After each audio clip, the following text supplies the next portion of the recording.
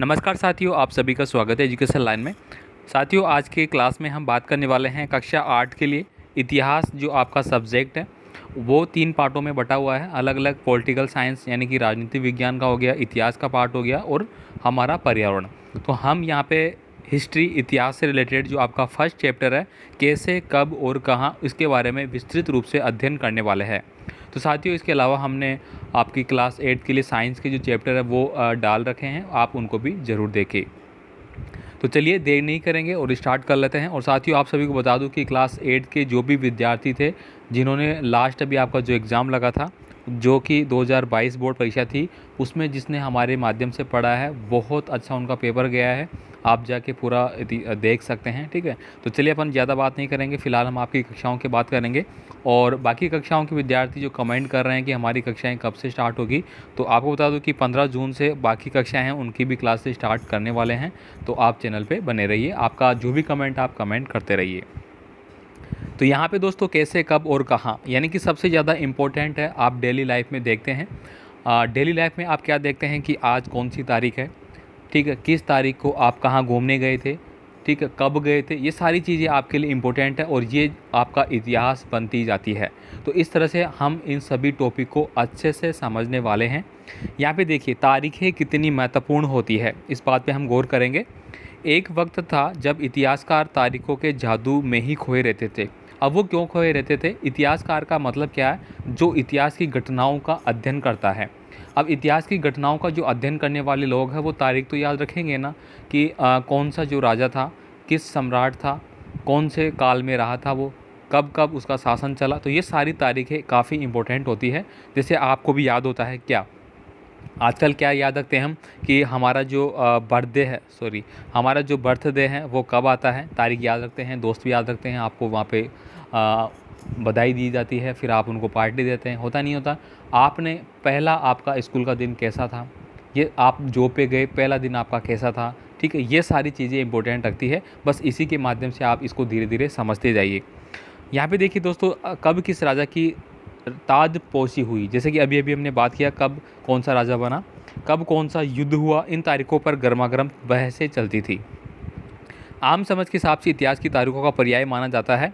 आपने भी आ, आपने भी लोगों को ये कहते सुना होगा, इतिहास तो बहुत उबाऊ है। मतलब इतिहास सब्जेक्ट को बहुत बोरिंग सब्जेक्ट समझा जाता है, क्योंकि उसमें तारीखें याद करना होता है और कौन सा मतलब युद्ध हुआ, कब वो हुआ था, राजा कब थे, कौन कौन से राजा थे, उनके कार्यकाल क्या थे, ये सब चीज़ें याद रखी जाती है, इसलिए उनको बोरिंग समझा जाता है। अब यहाँ पे क्या बताया जा रहा है कि बस तारीखें रटते चले जाओ, क्या इतिहास के बारे में यही धारणा सही है? तो हम यहाँ पे पढ़ रहे हैं कि क्या इतिहास को जो इतने छोटे पार्ट में आपने समझ रखा है, क्या वो सही है? आप यहाँ पे देखेंगे साइड में आपको एक दिख रहा होगा यहाँ पे, तो यहाँ पे दोस्तों एक इतिहास की घटना का एक चित्र आपको दिखाई दे रहा है, जिसमें आप देखेंगे यहाँ पे ब्राह्मण दिखाई दे रहे हैं, फिर यहाँ पे कुछ और दिखाई दे रहा है, यहाँ पे कुछ और बैठे हैं।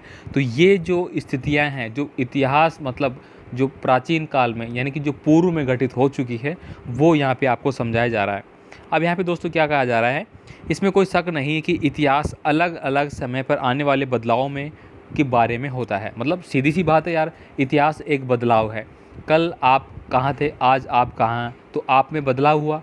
कल आज से अगर साल भर पहले की बात की जाए तो आपके साथ कौन कौन लोग थे, ठीक है, आज आपके साथ कौन कौन लोग हैं, ये डिपेंड करता है, ठीक है। साल भर पहले आपने क्या किया, आपने जो स्टडी की उसकी जो रिजल्ट निकल के आया, तो आज आप कहाँ हैं, 9th क्लास में चले गए, 8th क्लास वाले जो 6th के थे वो 7th में आ गए। तो ये बदलाव है, इतिहास बदलाव होता है, आप इस बात को नोट कर सकते हैं, ठीक है। मैं इंपॉर्टेंट बातें आपको यहाँ पे समझाने की कोशिश कर रहा हूँ, ठीक है। बाकी दोस्तों कमेंट ज़रूर करें कैसा लग रहा है सेशन, और लाइक तो कर ही दीजिए यार, इतना मेहनत कर रहे हैं आप सभी के लिए, ठीक है। लाइक कीजिए, अपने दोस्तों को ज़रूर शेयर करें, उनको भी आग्रह कीजिए चैनल पे आइए और पढ़िए। यहाँ पे देखिए इस बात से अतीत में चीज़ें किस तरह की थी और उनसे क्या बदलाव आए हैं। जैसा कि हम अतीत और वर्तमान की तुलना करते हैं ना कि यार पहले का टाइम ही सही था, पहले तो अच्छे थे। बचपन की बात करते हैं कि यार बड़े हो गए, बचपन ही अच्छा था यार, वहाँ पे कोई रोकने टोकने वाला नहीं था। आज बड़े हो गए, आज कमाई करने के लिए हमें जाना पड़ता है। जैसे वर्तमान में आपका जो जीवन है, छात्रों में बता दूँ, जो आप अभी फ़िलहाल जी रहे हैं, 8th क्लास में पढ़ रहे हैं, 7th में पढ़ रहे हैं, 9th में पढ़ रहे हैं, ये आपका जीवन का बहुत अमूल्य अमूल्य समय है। आप इसको बहुत अच्छे से एंजॉय करें, पढ़िए, आपको जो एक्टिविटी करनी है करिए, आगे जब आप बढ़ जाओगे आप इन पलों को याद करेंगे। ये क्या है? आपका इतिहास है, यही आपका घटनाएं हैं जो आपको याद रहेगी। अब यहाँ पे क्या कहा जा रहा है कि हम पहले और बाद में बात करने लगते हैं, मतलब पहले ये था बाद में ये था।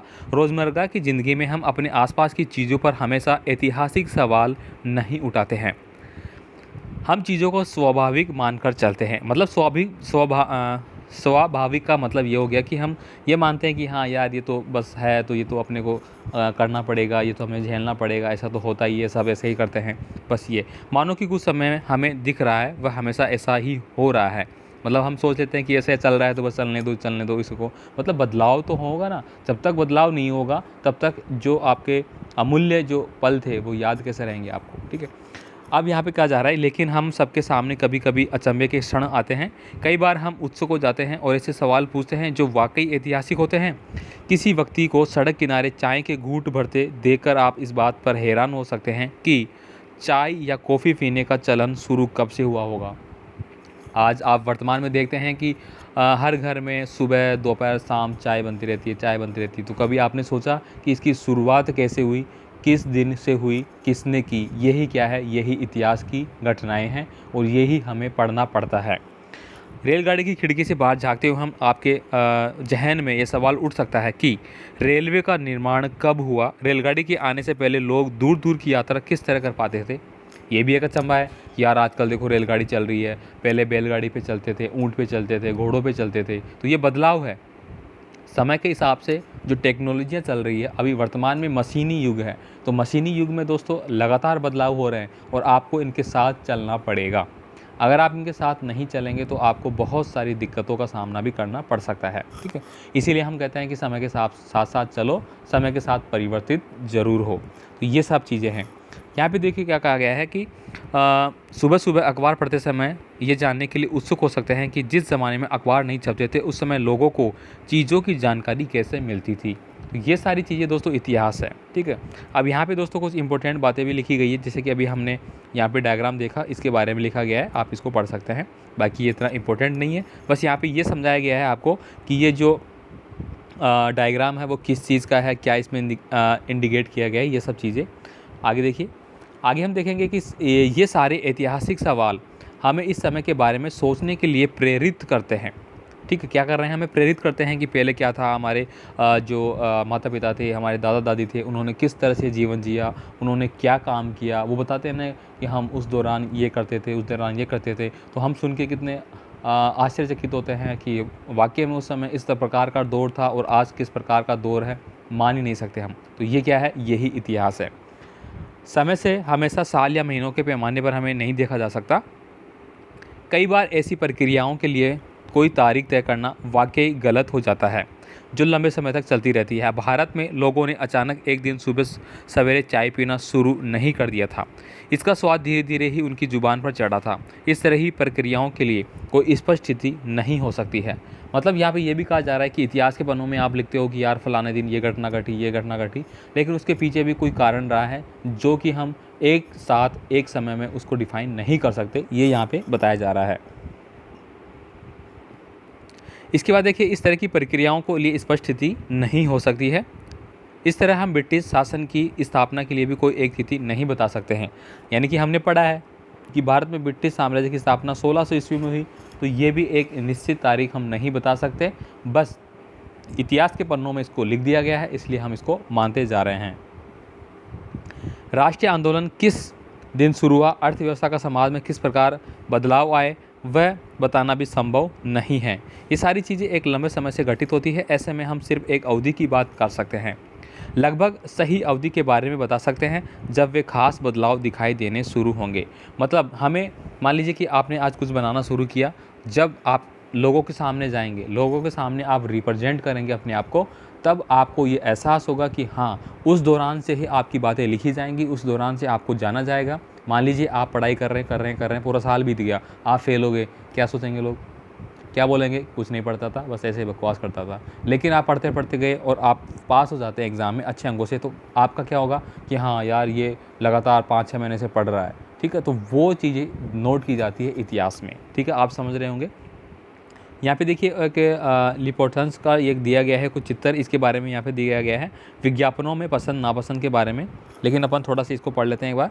इतिहासकार यह लिखते हैं कि कौन से साल राजा को ताज पहनाया गया, किस साल उनका विवाह हुआ, किस साल उनके घर में बच्चा पैदा हुआ, कौन से साल उनकी कौन सी लड़ाई, वह कब मरा और उसके बाद वह कौन सा शासक गद्दी पर बैठा। यही तो पढ़ते हैं हम कि अकबर आया था, ठीक है, बाबर आया। बाबर कब आया? 1829 में आया, सॉरी 1700 में आया था। उसके बाद फिर क्या अकबर बना, वो कब मरा, कितने युद्ध उसने किए, उसके घर में कौन कौन सी संतानें थी, उनकी कौन सी पत्नी थी, बस ये चीज़ें तो अपन पढ़ रहे हैं।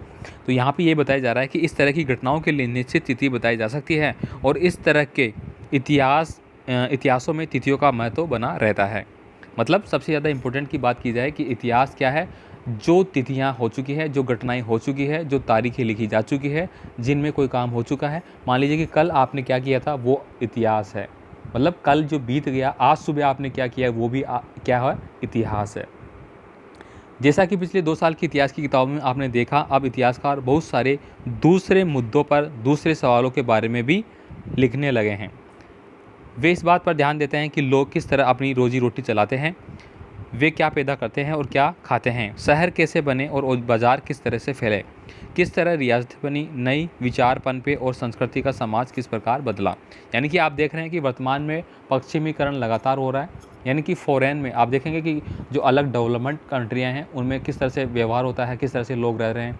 वर्तमान की बात कर लीजिए, आजकल की अगर मैं बात करूँ तो पहले अपन जीन्स वगैरह पहनते थे, नहीं पहनते थे, कुर्ता पजामा वगैरह पहना जाता था। आजकल जीन्स पहनी जाती है, टॉपर पहने जाते हैं, पहले नहीं पहना जाता। तो ये दोस्तों ये बदलाव हो रहा है, ये आपके समाज में, संस्कृति में समय के हिसाब से बदलाव हो रहे हैं। वो और कहीं की संस्कृति क्या थी, वो इतिहास का था और आज उस इतिहास को अपनाया जा रहा है। तो बस इतिहास क्या है, इतिहास दोस्तों एक गोल चक्कर है, ठीक है, जो कि लगातार रोटेट हो रहा है ऐसे, ठीक है। यानी कि पहले यहाँ पे कुछ चीज़ थी ना, वो घूम फिर के एक दिन वापस आनी है, यही इतिहास है। आगे देखिए, कौन सी तारीखें, कुछ तारीखों को महत्वपूर्ण मानने का पैमाना क्या होता है। हम जो तारीखें चुनते हैं, जिन तारीखों के इर्द गिर्द हम अतीत की कहानी बुनते हैं, वे अपने आप में महत्वपूर्ण नहीं होती है। वे इसलिए महत्वपूर्ण हो जाती है क्योंकि हम कुछ खास घटनाओं को महत्वपूर्ण मानकर चलने लगते हैं। मान लीजिए कि कल संडे था, ठीक है, संडे था, आप घर पे थे, घर पे आपने जो डेली एक्टिविटी आप कर रहे हैं वो करते रहे, कुछ खास नहीं है। लेकिन उस दिन अगर आप कहीं पे गए थे, आप मान लीजिए कि आप कहीं पे विजिट करने गए थे, जैसे कि मैं जयपुर में रहता हूँ, तो मान लीजिए कि मैं हवा महल देखने गया था, ठीक है, तो कौन सी तारीख की मैं बोलूँगा कि हाँ 10 तारीख संडे, मई का महीना था और उस दिन मैं कहाँ गया था, हवा महल विजिट करने गया था। तो वो एक प्रकार से कब इतिहास बनी, इस तरह से इतिहास बनी, इस तरह से उसका एक महत्व बना। मतलब हर बात का एक महत्व तभी बनेगा जब वो इम्पोर्टेंट होगी, उसमें कुछ अलग होगा, ये यहाँ पे समझाया जा रहा है। इसके बाद देखिए कुछ खास घटनाओं को, जैसे कि हमने बात कही, अगर हम नए मुद्दों पर ध्यान देने लगते हैं तो महत्वपूर्ण तारीखें भी बदल जाती है। मतलब आपने माना कि वो तारीख थी, ठीक है, उस तारीख को ये किया, तो वो घटनाएं इंपॉर्टेंट कहलाती है जो कि उस तारीख को हमने की थी।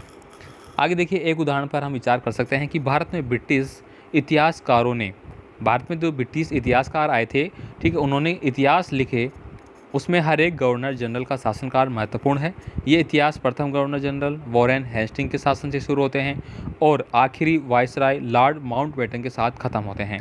ये लाइन काफ़ी इंपॉर्टेंट है दोस्तों, आपके एग्ज़ाम में आ चुकी है इस बार, जो आपका एग्ज़ाम लगा था उसमें, तो आप इनको अच्छे से पढ़िए। क्या, मैं अंडरलाइन कर देता हूँ, यहाँ पे देखिए दोबारा से, इतिहास प्रथम गवर्नर जनरल वॉरेन हेस्टिंग्स के शासनकाल से शुरू होता है और आखिरी कौन था, यानी कि भारत की जो आज़ादी हुई थी वो माउंटबेटन योजना के तहत हुई थी, तो आखिरी वायसराय कौन था, माउंटबेटन, ठीक है, एक वाइस को हटा देता हूँ, ये लीजिए, ये क्या है, माउंटबेटन योजना के तहत। तो ये दोनों इंपॉर्टेंट हो गए, ये तारीखें आपको याद करनी है, आपके परीक्षा में आएगा 100%, इनमें से पर्सन आएगा। अध्याय में दूसरे गवर्नर हेस्टिंग्स, वेलेज़ली, बेंटिंग, डलहौजी, इनके बारे में अपने अध्ययन किया है। यहाँ पे देखिए, यहाँ पे चित्र में आपको क्या बताया, वॉरेन हेस्टिंग्स के बारे में बताया गया कि जो कि 1773 में भारत के पहले गवर्नर जनरल बने थे। अब यहाँ पे यही चीज़ें बताई गई है, देखिए Canning, Lawrence, Lytton, Ripon, Curzon, कोडिंग और इरविन, इनके बारे में पढ़ते हैं। इस इतिहास में गवर्नर जनरलों और वाइसरॉय का भी कभी न ख़त्म होने वाला सिलसिला ही छाया रहता है। इतिहास की विभिन्न किताबों में सारी किताबों का महत्व इन अधिकारियों, इनकी गतिविधियों, नीतियों, उपलब्धियों के आधार पर ही तय होता है। मतलब पहले का जो शासनकाल था वो क्या था, आज क्या है, तो उससे कुछ सीख लेके हम आज बदलाव करते हैं, या फिर जो गलतियाँ थी उनको हटाते हैं। ये चीज़ें हम क्या करते हैं, इतिहास से सीखते हैं और वर्तमान में लागू करते हैं। आपको भी यही सिखाया जाता है कि चलो कोई बात नहीं यार, आपने कोई गलती कर दी, छोड़ो, आज उसको सही करो, यही करते हैं। या फिर पहले आपने कुछ अच्छा बेटर किया था तो हाँ यार उससे सीखो, आपने उस समय क्या किया था उसको वापस अप्लाई करो और फिर एक बेटर चीज़ करो, यही आपको बताया जाता है। अब यहाँ पे देखिए क्या बताया जा रहा है। इतिहास की इन किताबों के बारे में तारीखों का महत्व, अधिकारियों वगैरह ये पढ़ लिया हमने। अब यहाँ पे क्या कह रहा है, क्या हम इसी दौर के इतिहास को अलग अलग ढंग से नहीं लिख सकते हैं? अलग ढंग से क्यों नहीं लिख सकते? गवर्नर जनरलों के इतिहास के चौकटे में हम भारतीय समाज की विभिन्न समूह और वर्गों की गतिविधियों का किस पर ध्यान रख सकते हैं? जब हम इतिहास या कोई कहानी लिखते हैं तो हम उसके टुकड़ों या अध्यायों में बांट देते हैं। अब इस बात को आप समझें कि अध्यायों में क्यों बांटा जाता है, क्योंकि देखिए छोटे छोटे टुकड़ों में अगर आप बांटेंगे कि हाँ, जैसे कि अपन खाना खाते हैं तो छोटे छोटे टुकड़ों में करते खाते हैं ना, तो छोटे छोटे टुकड़ों में ही अगर हम किसी बात को समझेंगे तो वो हमें ज़्यादा समय के लिए याद रहती है। इस बात को आप ध्यान रखना है ना। अब यहाँ पे देखिए क्या कहा है, ऐसे इसलिए किया जाता है ताकि हम अध्याय में कुछ सामंजस्य रखें। इसका मकसद कहानी को इस तरह सामने लाना होता है कि उसे आसानी से समझा जा सके। अभी अभी मैंने क्या बोला, कोई भी कहानी हम पढ़ रहे हैं तो टुकड़ों में देखते हैं कि हाँ ऐसे ऐसे घटित हुआ, ठीक है साहब, फिर ये हुआ, ठीक है साहब। तो ये चीज़ें क्या है, हमें याद होती है एक कहानी के माध्यम से।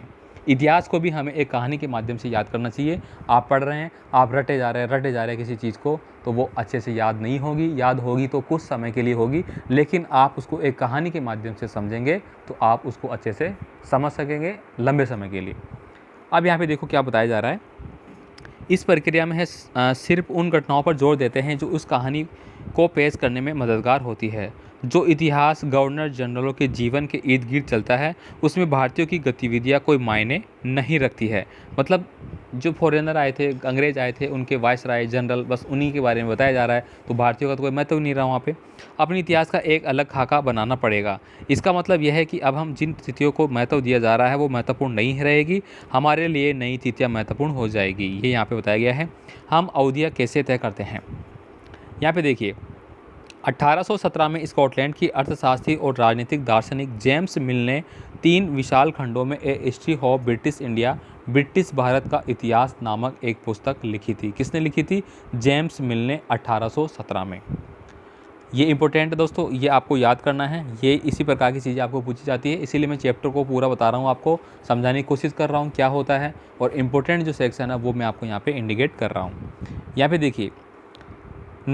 देखिए ब्रिटिश नामक की जो किताब लिखी थी, इस किताब में उन्होंने भारत के हिंदू, मुस्लिम और मुस्लिम ब्रिटिश इन 3 खंडों को में बांटा गया था। काल खंडों के इस निर्धारण को ज़्यादा, मतलब यहाँ पे पूछा जा सकता है आपको कि भारत को कितने भागों में बांटा गया था। भारत के जो ब्रिटिश भारत का जो नामक किताब लिखी थी तो उसमें भारत को 3 भागों में बांटा था। इतिहास को हिंदू, मुस्लिम और ब्रिटिश, 3 हिंदू, मुस्लिम और ब्रिटिश। इतिहास को हम अलग अलग काल खंडों में बांटने की कोशिश क्यों करते हैं? इसकी एक वजह है, हम एक दौर की खासियतों को, उसके केंद्रीय तत्वों को पकड़ने की कोशिश करते हैं। इसलिए ऐसे शब्द महत्वपूर्ण हो जाते हैं जिनके सहारे हम समय को बांटते हैं। ये शब्द अतीत के बारे में हमें विचार को दर्शाते हैं। वे हमें बताते हैं कि एक अवधि से दूसरी अवधि के बीच आए बदलाव का मतलब क्या है।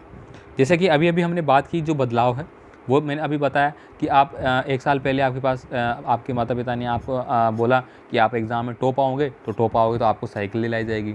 आप टॉप आ गए, साइकिल दिला दी गई है। फिर अभी 8वीं क्लास में जैसे कि आपने पढ़ा और आपका रिजल्ट आने वाला है कुछ टाइम में, तो आपने क्या डिमांड की कि हमें और इस बार भी कुछ चाहिए, अगर टॉप आता है तो आपके बताते हैं कहा बिल्कुल हम आपको एक अच्छा लैपटॉप दिला देंगे, हम आपको कंप्यूटर दिला देंगे, हम आपको ये दिला देंगे।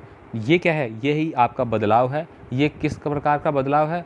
आपके कार्य के आधार पे आपके वर्तमान में जो बदलाव हो रहा है वो आपका इतिहास बताता है। मिल को लगता है कि सारी एशियाई समाज सभ्यता के मामले में यूरोप से पीछे हैं।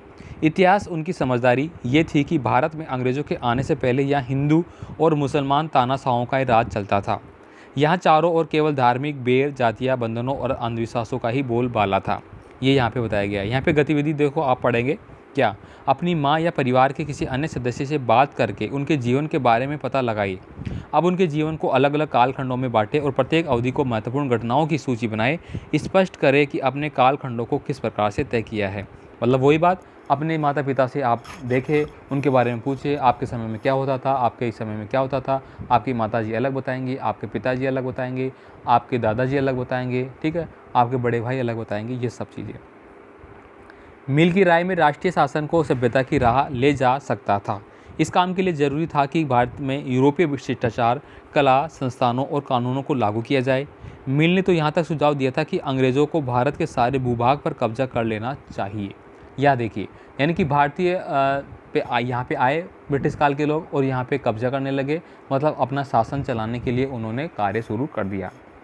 इतिहास की धारणा में अंग्रेजी शासन प्रगति और सभ्यता का प्रतीक था। ये देखिए, ये काफ़ी इंपॉर्टेंट लाइन है साथियों, इसको अच्छे से याद करना है आपको। मैं पहले बता देता हूँ, इतिहास की इस धारणा में अंग्रेजी शासन प्रगति और सभ्यता का प्रतीक था। क्या था? अंग्रेजी शासन क्या था? प्रगति और सभ्यता का प्रतीक था। अंग्रेजी शासन ने पहले सारा अंधकार का दौर था। क्या इस तरह की धारणा को स्वीकार किया जा सकता है? अब आपकी क्या बताया जा रहा है कि क्या इतिहास के दौर को हिंदू या मुसलमान दौर कहा जा सकता है? क्या इन सारे दौरों को कई तरह के धर्म एक साथ नहीं चलते थे? किसी युग को केवल उस समय के शासकों को धर्म के हिसाब से तय करने की ज़रूरत थी? अगर ऐसा है तो इसका मतलब ये कहना चाहिए कि औरों के जीवन और तौर तरीक़ों का कोई महत्व नहीं होता है। यदि हमें याद रखना चाहिए कि प्राचीन भारत में सारे शासकों का भी एक धर्म नहीं होता था। आपने पढ़ा है कि महात्मा बुद्ध था, उनका धर्म और कुछ था, स्वामी विवेकानंद का धर्म कुछ और था, ठीक है, औरंगजेब का धर्म कुछ और था, और जो अलग अलग हुए हैं, कबीर साहब हुए हैं, पलटू साहब हुए हैं, ठीक है, मीराबाई हुई है, सबका धर्म अलग अलग था, सबकी मान्यताएं अलग अलग थी, सब ने अलग अलग प्रकार से आपको समझाने की कोशिश की है। ये इतिहास है, ये ही दोस्तों आपको याद रखना पड़ता है। जैसे कि आप कहीं पे घूमने जाते हैं, बस वही सारा मैटर है, इस चीज़ में आपको समझना है। अंग्रेजों द्वारा सुझाए गए वर्गीकरण से अलग हटकर इतिहासकार भारतीय इतिहास को आमतौर पर प्राचीन, यहाँ पे देखिए इतिहास को किस भागों में बांटा गया है? प्राचीन, मध्यकालीन और आधुनिक, 3 कालों में इसको बांटा गया है, ठीक है। कौन कौन सा? एक तो हो गया प्राचीन, मतलब पहले की बात हो गई, मध्यकालीन मतलब मध्य की बात हो गई, फिर आधुनिक मतलब वर्तमान की जो बातें चल रही है वो आधुनिक में आती है। इसको आप अंडरलाइन करेंगे, लिखेंगे। इस विभाजन की कमी से अपनी समस्याएं इतिहास को इन खंडों में बांटने की यह समझ भी पश्चिम से आई है। पश्चिम में आधुनिक काल को विज्ञान, तर्क, लोकतंत्र, मुक्ति और समानता जैसी आधुनिकता की ताकतों को विकास का युग माना जाता है। इनके लिए मध्यकालीन समाज वे समाज थे जहां आधुनिक समाज की ये विशेषताएं नहीं थी। मतलब आधुनिक काल, भूतकाल, ये तो पढ़ाई आपने, भूतकाल, भविष्यकाल, वर्तमान काल, ये सब क्या है? ये इतिहास को इंडिकेट कर रहे हैं। भूतकाल मतलब प्राचीन काल, ठीक है, फिर मध्यकालीन मतलब बीच का काल जिसमें क्या हुआ था, फिर वर्तमान काल हो गया, फिर भविष्य काल, आगे क्या होगा, ये सब क्या है? इतिहास है।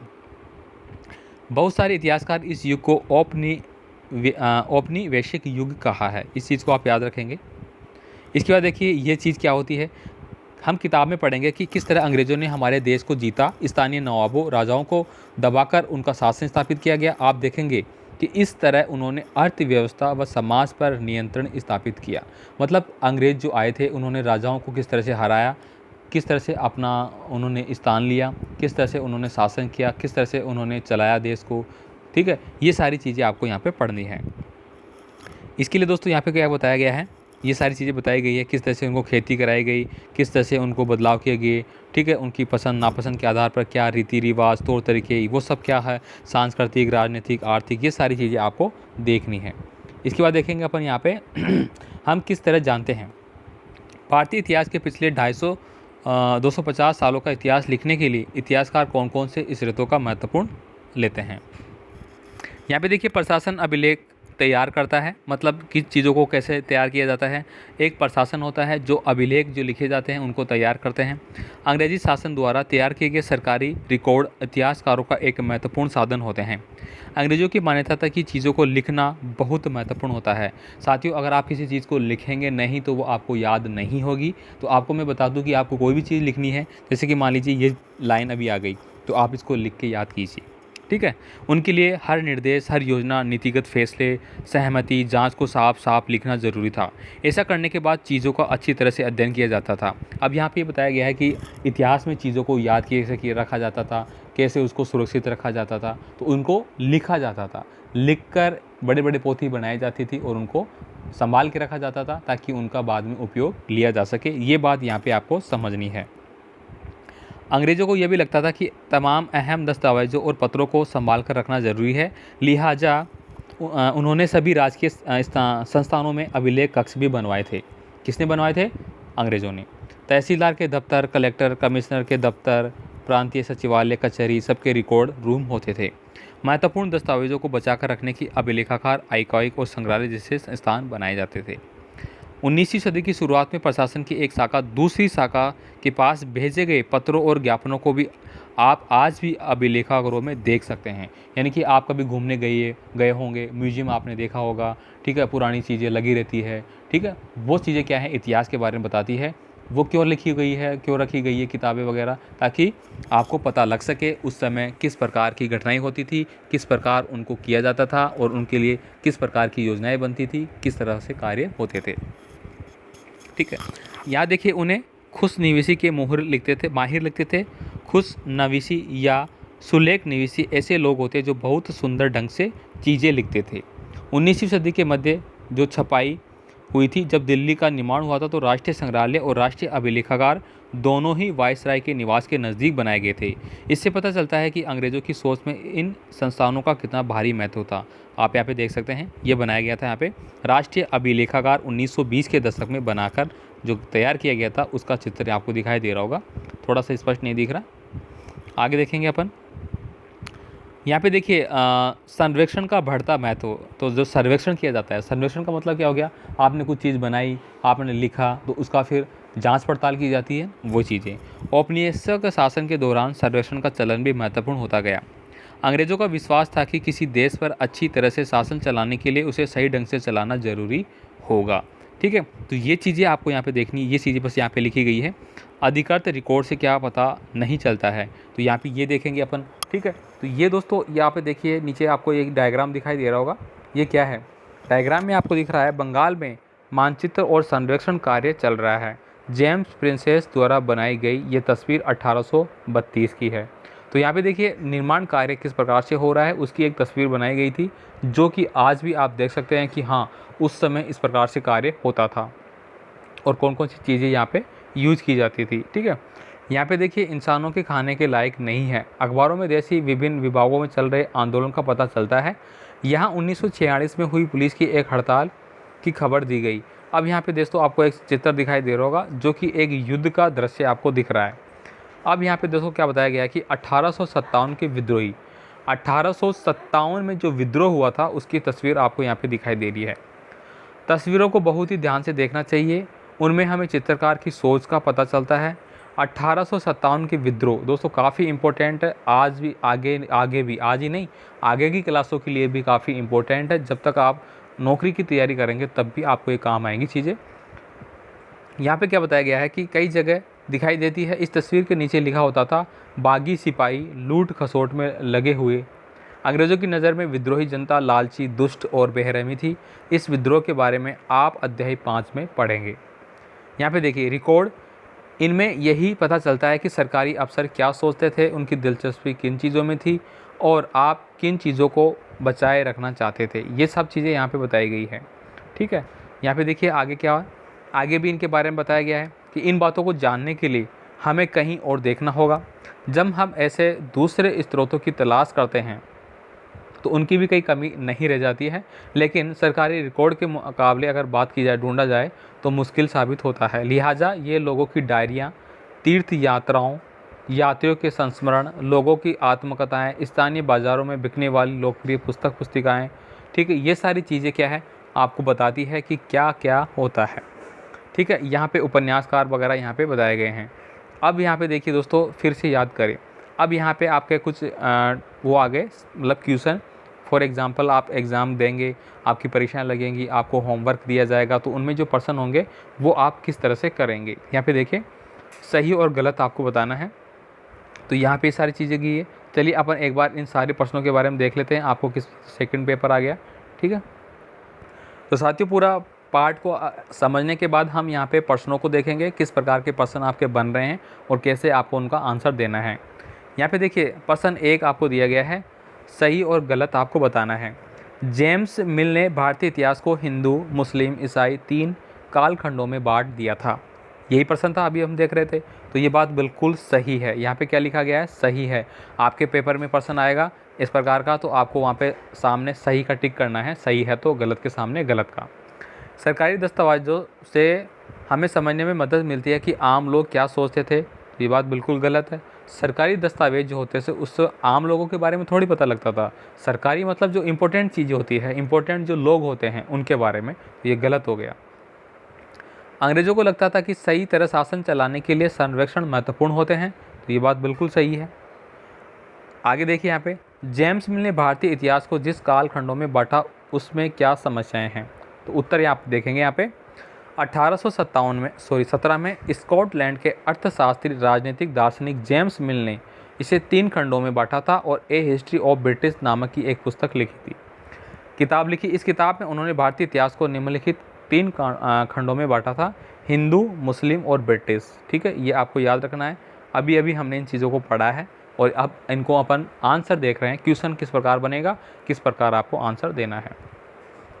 जेम्स मिल द्वारा भारत के इतिहास को इस प्रकार के 3 खंडों में बांटने की जो निम्नलिखित समस्याएं थी वो आप देख सकते हैं। यहाँ पे बताया गया है क्या?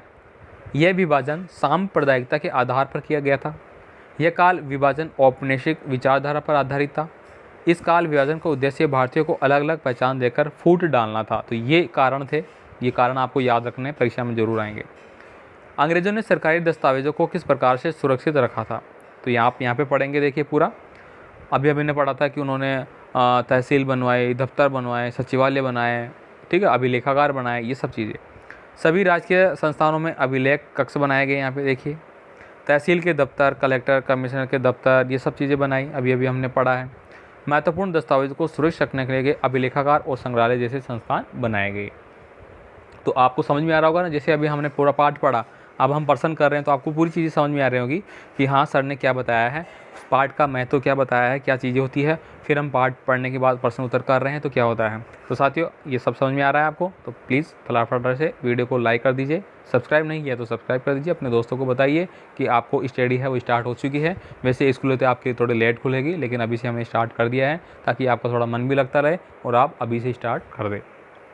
यहाँ पे देखिए, इतिहासकार पुराने अखबारों में से जो जानकारी जुटाते हैं, ठीक है, तो पुलिस रिपोर्ट के उपलब्ध जानकारी किस प्रकार से अलग होती है। पुराने अखबारों से जानकारियाँ, पुराने अखबारों से इतिहासकार जो जानकारियाँ प्राप्त करते हैं, ठीक है, यह संवाददाताओं द्वारा क्षेत्र में जाकर इकट्ठी की गई जानकारियों के आधार पर होती है। इस तरह अखबार घटनाओं का सही और विस्तृत विवरण प्रस्तुत करता है। आप देखते हैं कि न्यूज़ रिपोर्टर जो होते हैं ना, जैसे लेके आपको पूछते हैं, हाँ क्या है आपके एरिया में, क्या चल रहा है, क्या हो गया, परीक्षा हो गई, परीक्षा में आपने क्या किया, क्या नहीं किया, ये सब चीज़ें आपसे पूछी जाती है। इन्हीं को अखबार में लिख दिया जाता है, समझ गए, पोस्टें लिखी जाती है। आगे देखिए, क्या आप आज की दुनिया के कुछ सर्वेक्षणों का उदाहरण दे सकते हैं? सोच कर बताइए।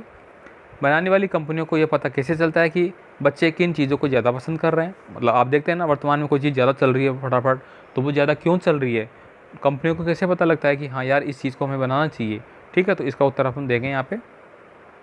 संरक्षण के उदाहरण, सर्वेक्षणों के कुछ उदाहरण आपको लिखना है। जनगणना, देखिए जनगणना करते हैं तो हमें पता लगता है कि कितने लोग हैं और क्या उनके घर में क्या क्या चीज़ें हैं, ये लिखते हैं ना। आपके घर में मोटरसाइकिल है, साइकिल है, पंखे है, फ्रिज है, ये सब चीज़ें लिखते हैं। तो इनसे पता लगता है कि आपकी जो लाइफ है, आप वर्तमान में जो जी रहे हैं, तो आपको क्या क्या सुख सुविधाएँ की चीज़ें ज़रूरी है। चुनाव और पूर्व संरक्षण, वनों का क्षेत्रफल जाने की संरक्षण, नए तेल व गैस क्षेत्र का पता लगाने के संरक्षण। खिलौने बनाने वाली कंपनियां, अब देखिए, खिलौने बनाने वाली कंपनियां भी संरक्षण के माध्यम से बच्चों की पसंद का पता लगाती हैं। स्कूल में बच्चों की संख्या जानने के लिए सरकार स्कूल और प्रशासनिक अधिकारियों की रिपोर्ट के संरक्षण के आधार पर स्कूल में बच्चों की संख्या का पता लगाती है। इतिहास के लिए सर्वेक्षणों का महत्व, इतिहासकार सर्वेक्षणों में विभिन्न जानकारियाँ इकट्ठा कर सकते हैं और समाज में आए रहे बदलावों में लिख सकते हैं।